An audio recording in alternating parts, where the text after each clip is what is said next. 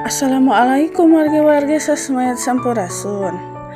Tuh tinggal warga sasmed ya abi bahasa Agustusan ya mayoran di Arjasari.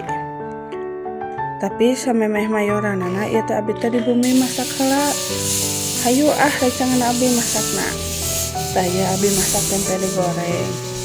Ya abi keur meresto daging sapi. Tuh ieu tempena tos asak deui nya besti. Pas beres tempe lajengkeun urang masak ieu naon teh namina teh bakso. Bade ieu masak naon teh aya empol di bumi teh. Bade di baksoan sareng di etaan di bihunan. Tong salfoknya ieu teh aya hideung-hideungan dina katelna da sirik urut ngagoreng tempe katelna dipake ngagoreng ieu bihun sareng engkol. Ya teh abi teh keur eta kedaekan besti samemeh ka Arjasari teh subuh-subuh teh abi teh masak heula keur beukeun nu aya dina kulkas we ku abi teh dipasak ieu teh. Pokona mah kerajin weh kan biasana teh mun ka Arjasari teh abi teh saukur mawa nasi hungkul rencang sanguna beuli, tapi ieu mah abi ge di bumi oge masak oge. Pokona mah kerajin nya. Maklum jadi ibu-ibu mah kadang rajin kadang keur males, tah ayeuna mah kerajin.